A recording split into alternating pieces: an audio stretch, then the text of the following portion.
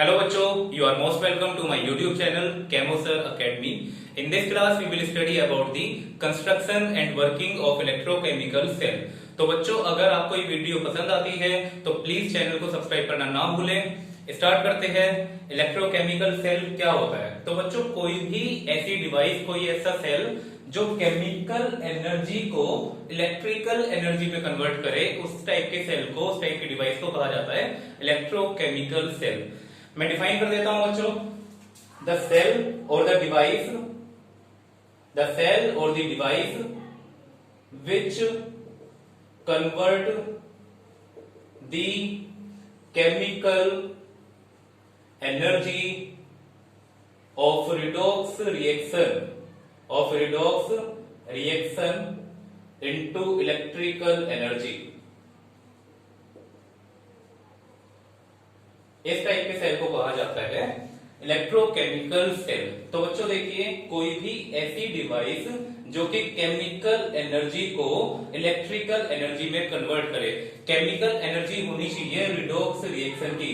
Redox का मतलब क्या होता है? The reaction in which the oxidation and reduction occur simultaneously. मतलब कोई सी भी ऐसी रिएक्शन जिसमें ऑक्सीडेशन भी हो रहा हो और रिडक्शन भी हो रहा हो। ठीक है, तो हर टाइप की रिएक्शन रिडॉक्स रिएक्शन होती है। मतलब जहां पर ऑक्सीडेशन होता है उस रिएक्शन में रिडक्शन भी होता है। तो आई बात बच्चों समझ में? चलिए अब इसकी हम एग्जांपल लेते हैं। एक हमारे पास फेमिलियर एग्जांपल है इसका गैल्वेनिक सेल, जिसे हम डैनियल सेल भी कहते हैं। इसका एक एग्जांपल है galvanic cell. It is also called Daniel cell. ठीक है बच्चों, चलिए नोट कीजिए, कंस्ट्रक्शन देखते हैं इसकी। तो बच्चों नोट किया, चलिए अब हम देखते हैं बच्चों इसकी कंस्ट्रक्शन।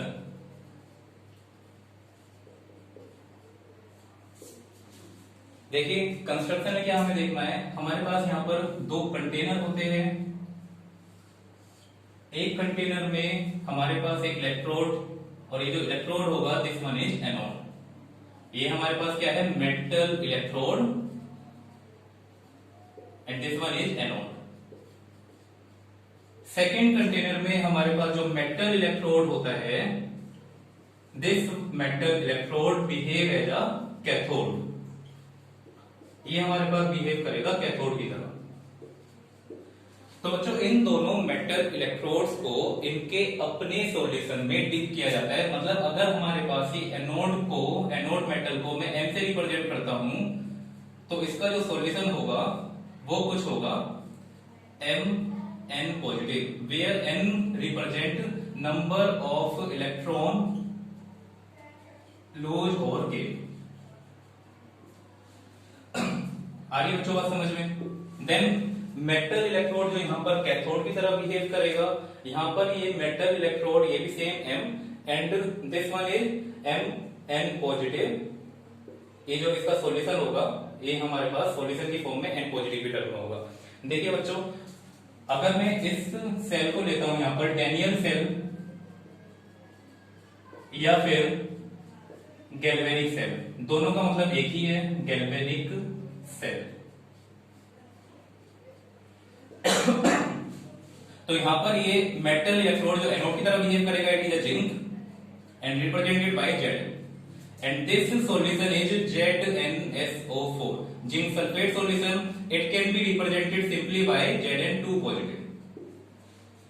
और यहां पर जो कैथोड की तरह बिहेव कर रहा है metal, this metal is copper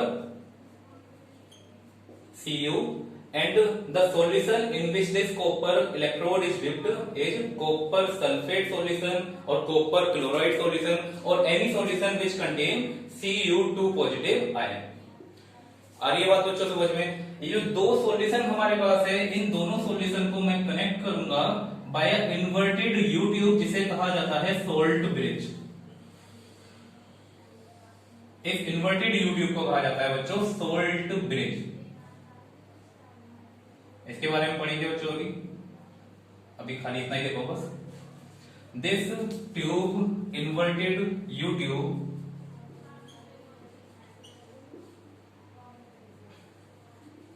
called salt bridge. Clear है बच्चों? सॉल्ट ब्रिज को मैं थोड़ा डैश डैश कर देता हूं because it contain the semi solid paste and the two electrodes are connected by a wire through a potentiometer और voltmeter. यहां पर ये दोनों के दोनों वायर से कनेक्ट है, ये दोनों इलेक्ट्रोड किसके थ्रू कनेक्ट है? ये वोल्टमीटर के थ्रू कनेक्ट है। तो बच्चों ये हमारे पास पूरी कंस्ट्रक्शन है।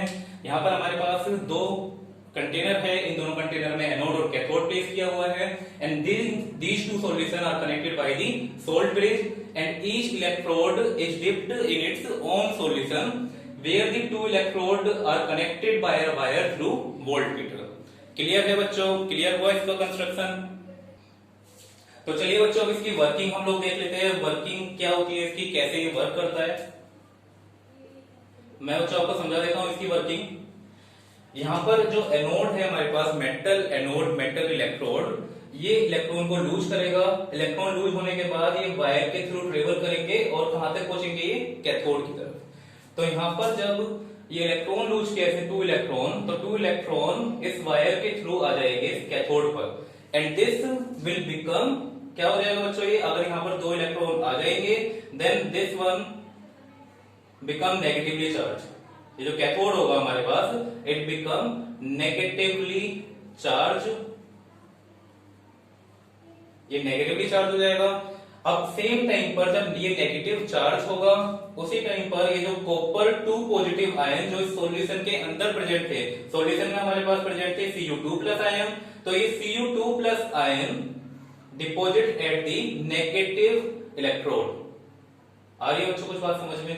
देखिए जिंक ने यहाँ पर दो इलेक्ट्रॉन लूज किए, वो दो इलेक्ट्रॉन कहां पर गए? कैथोड के पास। कैथोड नेगेटिवली चार्ज हो गया। अब कैथोड जब नेगेटिवली चार्ज हुआ तो कॉपर 2 प्लस आयन जो इस सॉल्यूशन के आयन थे जो पॉजिटिव में थे, they will attract toward the negative electrode. तो ये नेगेटिव इलेक्ट्रोड की तरफ अट्रैक्ट होने स्टार्ट हो जाएंगे और ये फिनोमिना चलता रहेगा जब तक कंप्लीटली Cu2 प्लस इस इलेक्ट्रोड पर डिपॉजिट ना हो जाए या फिर कंप्लीट Zn ब्रेक होकर Zn2 पॉजिटिव में और 2 इलेक्ट्रॉन में चेंज ना हो जाए। तो देखिए बच्चों वर्किंग बहुत सिंपल है इसकी। एनोड पर क्या होगा और कैथोड पर क्या होगा? एनोड पर हमारे पास हमने देखा जो जिंक था, जिंक क्या कर रहा था? दो इलेक्ट्रॉन लूज कर रहा था, तो Zn देगा Zn2 प्लस आयन और प्लस 2 इलेक्ट्रॉन। ठीक है बच्चों। एट कैथोड, कैथोड पर क्या हो रहा है? कैथोड पर कॉपर 2 प्लस आयन, ये जो copper 2 plus ion of the solution, they will gain 2 electron from this cathode. From this cathode they will gain 2 electron and after getting 2 electron it become copper metal and deposit at the cathode. देखिए यहां पर electron lose किए, Zn2 plus हुआ, Zn2 plus इस solution में deposit चला गया Zn2 plus और दो इलेक्ट्रॉन जो है वो इस कैथोड पर आए। जब ये दो इलेक्ट्रॉन इस कैथोड पर आएंगे तो एक कॉपर 2 पॉजिटिव इन दो इलेक्ट्रॉन को गेन करेगा and will become deposit at the cathode. यहां पर ये इसका डिपोजिशन होता रहेगा कॉपर का, कॉपर 2 प्लस आयन जो है डिपोजिट होते रहेंगे कैथोड पर और जिंक 2 प्लस आयन यहां से लिबरेट होते रहेंगे। मतलब धीरे धीरे एनोड की क्वांटिटी कम होती जाएगी और कैथोड की क्वांटिटी बढ़ती रहेगी। Eight the and the reaction stop. तो यहाँ पर क्या होगा? एट द एंड रिएक्शन जो है वो बंद हो जाएगी। देखिए यहाँ पर 2 इलेक्ट्रॉन कैंसिल हो गए, तो ओवरऑल रिएक्शन कुछ ऐसी हो गई Zn2 plus plus Cu2 positive, Zn plus Cu2 positive gives Zn2 plus plus C. This one is the overall reaction of this chemical cell और electrochemical cell. आई बात बच्चों समझ में? क्या हुआ यहाँ पर? एनोड इलेक्ट्रॉन को लूज कर रहा है और कैथोड इलेक्ट्रॉन को गेन कर रहा है। At the end of reaction when the electrode, metal electrode anode completely consume और the cathode is completely deposit, या फिर ये जो सॉल्यूशन है उसके आयन जब कंप्लीट डिपॉजिट हो जाएंगे कैथोड पर, द रिएक्शन विल स्टॉप। अब देखिए बच्चों इस सॉल्ट ब्रिज का काम क्या था यहाँ पर? जब यहाँ पर ये इलेक्ट्रॉन का ट्रांसफर हो रहा है एनोड से कैथोड की तरफ, तो यहाँ पर आयंस का डिसबैलेंस हो जाता है इस सॉल्यूशन के अंदर। आ रही है बात बच्चों समझ में? देखिए यहाँ पर पॉजिटिव आयन बढ़ते जा रहे हैं, यहाँ पर पॉजिटिव आयन कम होते जा रहे हैं।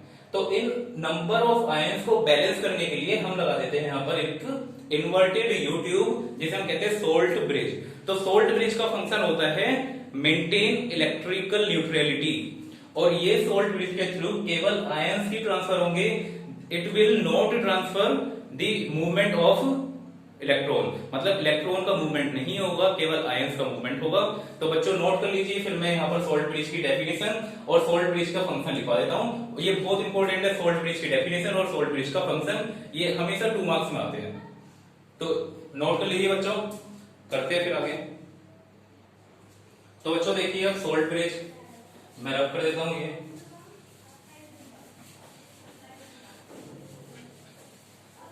देखिए बच्चों सोल्ट ब्रिज क्या होता है, पहले मैं डिफाइन कर देता हूं सोल्ट ब्रिज को। It is a inverted you tube, inverted एक यू शेप की ट्यूब होती है जो कि उल्टी होती है, मतलब अपोजिट टू यू होता है ना, उल्टा अगर मैं कर देता हूं यू को तो inverted you tube which containing semi-solid paste of KCl in agar-agar jelly। तो बच्चों ये आपको याद रखना है। सोल्ट ब्रिज क्या होता है, एक इन्वर्टेड यू ट्यूब होती है, मतलब एक उल्टी, अगर मैं यू को, यू ऐसा होता है ना, इसका अगर मैं अपोजिट कर देता हूँ तो यू ऐसा हो जाएगा। तो इन्वर्टेड यू ट्यूब जिसमें एक सेमी सॉलिड पेस्ट होता है, किसका, KCl का, KNO3 का भी हो सकता है या KCl का भी हो सकता है, ठीक है, AgNO3 का भी हो सकता है ना, silver nitrate, potassium chloride, potassium nitrate, किसी का भी एक सेमी सॉलिड पेस्ट होगा अगर अगर जेली में, मतलब अगर अगर जेली में प्रेजेंट होता है semi solid paste of KCl। और बच्चों यहां पर हमें 2 फंक्शन सोल्ट ब्रिज के याद रखने हैं। कौन कौन से फंक्शन होते हैं, salt bridge it maintain electrical neutrality and it allows the passage of ions only, मतलब ये इलेक्ट्रिकल न्यूट्रलिटी को मेंटेन रखता है। कोई अगर आयन डिसबैलेंस हो जाएगी तो आयन को ट्रांसफर करके मेंटेन करेगा electrical neutrality. And second function होता है इसका कि अलाउ करता है पासेज ऑफ आयंस को, ठीक है, इलेक्ट्रॉन पास नहीं हो सकते इसमें केवल पास हो सकते हैं आयन, मतलब Zn2+ आयन पास हो सकता है, Cu2+ आयन पास हो सकता है, केवल आयन को बैलेंस करने के लिए। क्लियर है बच्चों ये सब। अच्छा अब हमें ये कैसे पता चलेगा कि कौन सा इलेक्ट्रोड नेगेटिवली चार्ज है, कहां पर ऑक्सीडेशन हो रहा है, कहां पर रिडक्शन हो रहा है। तो देखिए मैं इसकी एक ट्रिक बता देता हूं, आसान सी ट्रिक। आपको ये याद रखना है, लोन RRCP। बच्चों क्या याद रखना है आपको, लोन RRCP, आसान है याद रखना, लोन RRCP। क्या रखना है आपको, लोन RRCP। लोन का मतलब लेफ्ट वाला जो कंटेनर होगा उस पर ऑक्सीडेशन होता है, it is anode and it is negative, मतलब नेगेटिव चार्ज होगा। आर का मतलब हो गया बच्चों राइट में जो भी कंटेनर होगा उसमें रिडक्शन होगा इलेक्ट्रोड का, and the electrode is cathode and it is positive. Clear है बच्चों, ये याद रखा होगा, लोन RRCP आप याद रख सकते हो इजीली। इसमें आपको क्वेश्चन करने में बहुत ज्यादा हेल्प मिलेगी। तो बस बच्चों आज के लेक्चर में हम इतना ही कवर करेंगे। Thank you so much for watching my video. If you like my video then please subscribe my channel. Thank you so much.